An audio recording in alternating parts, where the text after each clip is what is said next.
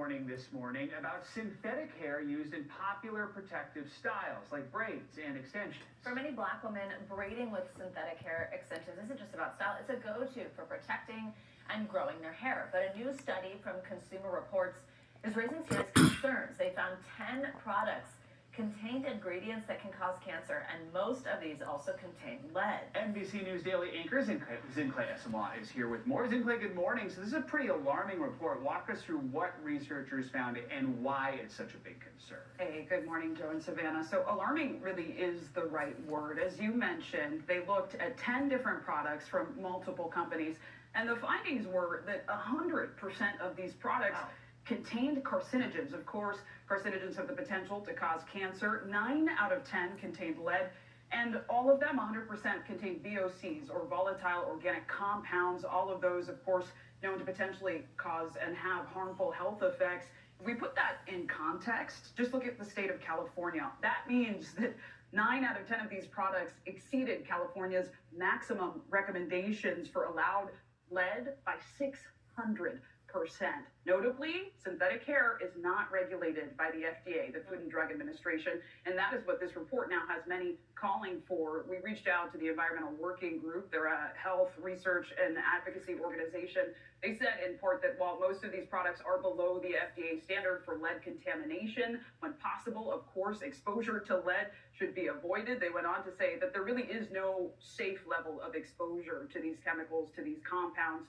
And this matters because, as you said, braids are often considered a protective hairstyle. We say protective because they can be worn for weeks at a time. They're often used to prevent breakage, to avoid heat styling and excessive manipulation. And so this really has many in the community asking, if these are protective, then why are these harmful chemicals in so many products, guys? It really is crazy because there's also concern about hair dye potentially being cancer-causing. NBC News just did a big investigation on that. It's very wild when you think about it that none of it's regulated by anybody, not the FDA. What are women who use these products telling you? Yeah, it's not just hair dye, right? We've talked about hair relaxers as well. Many of these products predominantly used by women of color, Black women. One of them is Crystal Thomas. She said that she decided to get braids for the first time in a decade, and then her symptoms started. As I kept smelling this, my throat tightened up. It felt very dry, and I noticed my hair was itchy, and it was just difficult to breathe overall. After a week of continuous washing, I said, seeing that the smell didn't go away, I said, you know what, I'm getting rid of these. As consumers, we implicitly want to believe that the products we purchase are safe. That's not always the case.